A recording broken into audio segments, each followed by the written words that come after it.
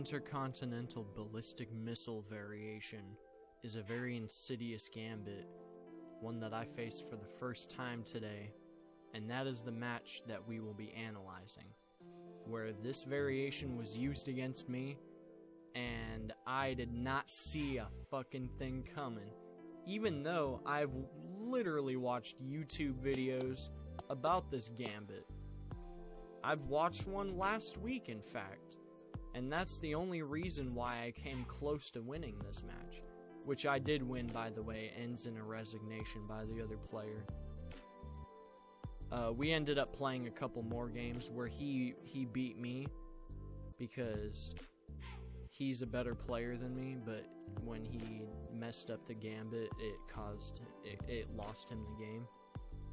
And you'll see exactly what I mean. Right around move 6 and 7 is really when the queen starts getting in there and doing damage, but most of the time you end up just getting her trapped. So that's the beauty of the Intercontinental Ballistic Missile variation. Now this is a variation. This isn't exactly how the gambit is played, but I decided to start off, mix it up a little bit. I figured if I play as white, then I can move the queen pawn, because a lot of people don't know how to react properly to that, and I thought that's what this was. So when I take on e4, he immediately pulls a bishop out, and he's not even trying to win any material. He doesn't care about that. I'm thinking he's going for the scholar's mate, with this whole thing. But I realized once I got past 1100, I didn't see it past 900, I'm gonna be real. There's some assholes that like to do it every so often, but at least they don't go for the 4-move simple. This thing is crazy. He offers me another pawn right there, which I don't know why he would even do that. Because he could have pulled a knight out. He could have pulled a knight on c6 or something. So I go and I capture that pawn. And I'm thinking, why doesn't... Out of all things, he could have just captured with the queen, and then it would have been a queen trade. He could have captured with the bishop, and there's no way I'm going to capture that with my queen. So I'm wondering what the hell is going on. He's offering me a knight now? What is this? But wait till you see the beauty of it. It happened so fast I didn't even notice. Captures. Check on f2. I have to take.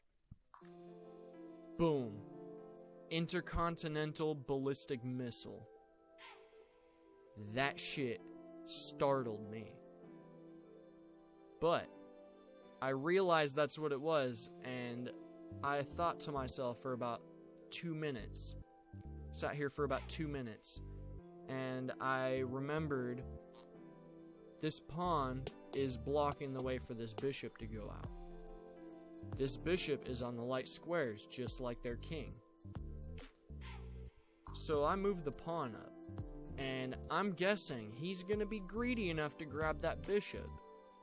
That's a nice juicy bishop. He's already up like 9 points. He grabs the bishop, check, wins the queen with the discovered attack. The sight lines.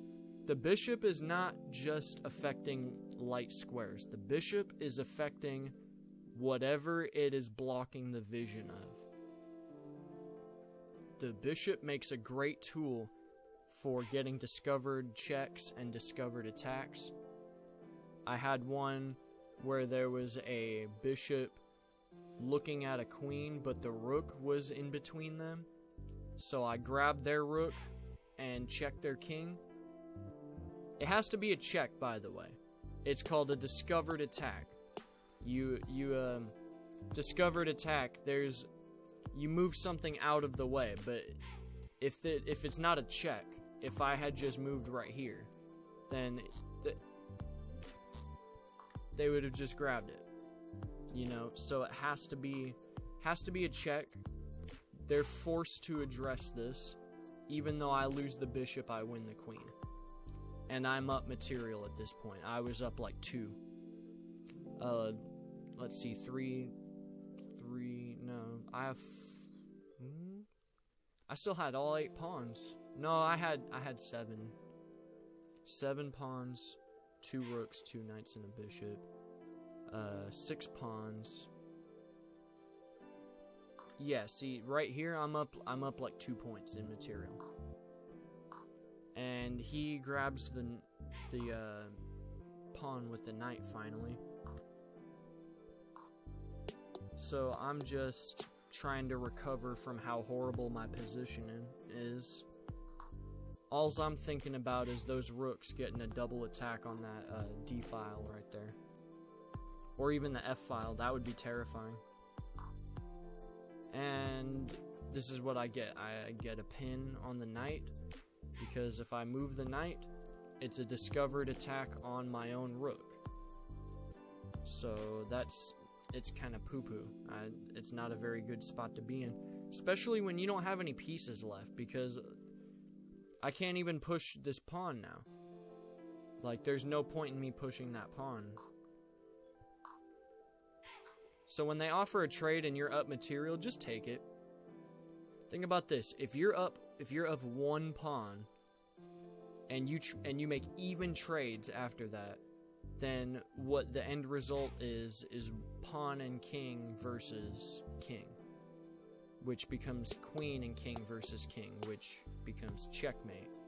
Unless you're like me and you like to get draws because you are trying to dance around the board like a ninja star. But anyway, they offer you a trade and you're up material. Yes, take it. So now I can get the attack on the bishop because the rook is no longer visible. This is what I was waiting for right here. The reason I did not move my knight, I just pushed the pawn. I wanted to make him make a move. That's the thing. You attack, and they're defending. They have everything defended. It works out when you defend. When you attack, you lose pieces. So what you do is you defend and counterattack. That's my opinion anyways. That's how I like to play. I like playing as black. I don't like playing as white because I feel like I have to attack the opponent. I've been thinking pretty recently. I've taken a break from chess, by the way. I was off visiting some folks of mine, and I took a break from chess for a week.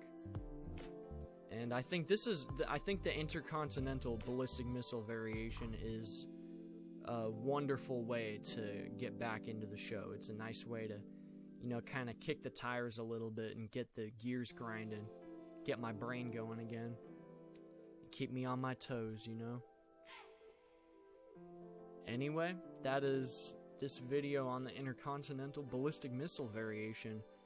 I hope you guys could halfway understand what I was doing, because I didn't understand a damn thing. Anyway, I will see you all in the next video. Bye-bye. Oh, yes, and by the way, before you leave, make sure to check out the other videos. Check out the channel. Check out my chess.com. It is Luqqy777. And as always,